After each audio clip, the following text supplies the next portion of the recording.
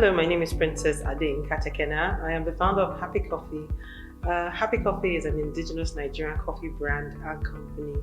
We started in 2015, and the idea of the business was very simple at the point where we started. We found out that during research, personal research, I schooled in America also. I had the opportunity to drink coffee, at coffee shops.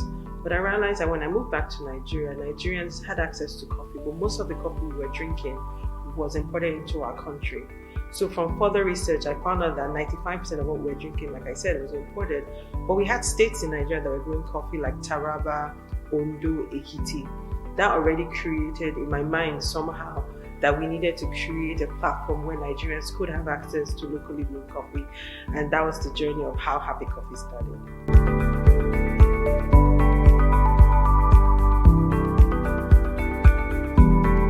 I think one of the first challenges that I quickly found out at the beginning of my business was that there was no data. There was literally no business bureau in Nigeria where I could get data on, where the coffee states were, where the growing states were, how much they were growing, where the farms were. There was absolutely no data. There was also no roadmap. I didn't have any benchmarks like some other industries like maize, rice. They would have benchmarks on how to start their business.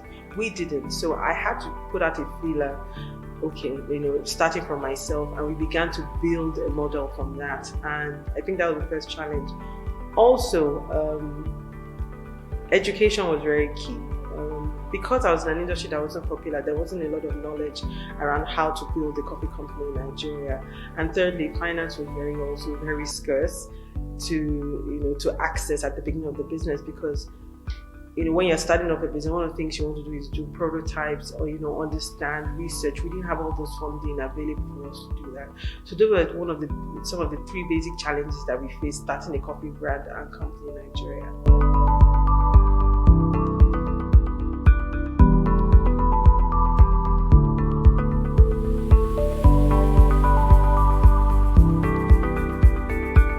That after about 6 years, we're going to be 7 years in June. I think what I have found out most critically for my business to scale is technology.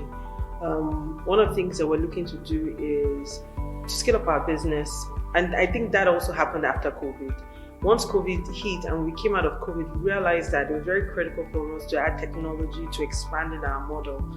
And for us, that's critical because once we're able to integrate technology, then we would have enough wherewith to go and source for active funding that would help us scale all of our operations, from even developing our coffee franchise, ensuring that we can even track our coffee from the farms, because we do a bean to cup kind of solution with our business. So that means we source coffee from local farmers, and then we're able to roast and develop products and services from that. So for us, technology is very key to scaling up, our business model for the future.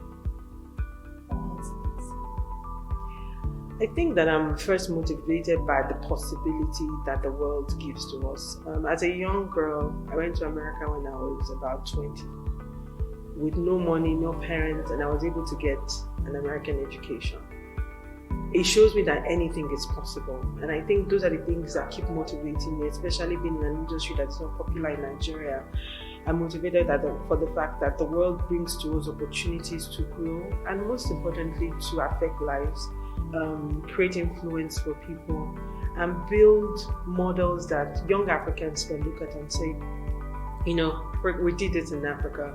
And I'm also one of those people that believes that Africa will be developed by African businesses like myself.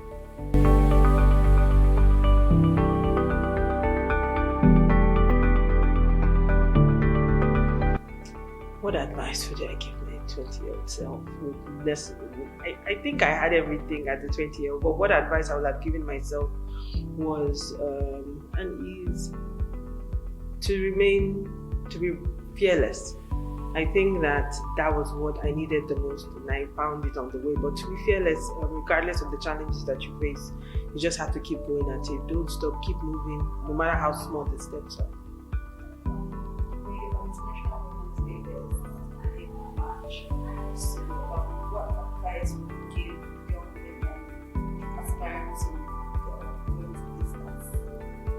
I think that one of the first things that I tell people is use the internet very strategically. I say that after God and my family, the internet is probably it's the biggest and most fearless tool that you can ever have. I think young women need to understand the use of social media in how to build a personal brand and for your business. When I started my business, my first contact with capital came from searching on the internet. Realized there were grants out there, especially for women to build in their businesses. So I would encourage young women to take technology very seriously. Look at it beyond social media. Look at it as a tool that can help you advance your business as a whole.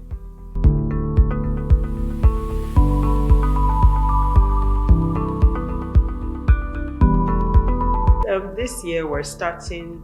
One of the things that we want to do this year is actively push our brand in terms of brand visibility and marketing. And in a couple of weeks, we're launching a campaign called 1,000 Faces. So throughout the year, we will be capturing different events at our cafes, our experience centers. We're going to be capturing 1,000 happy faces in Lagos.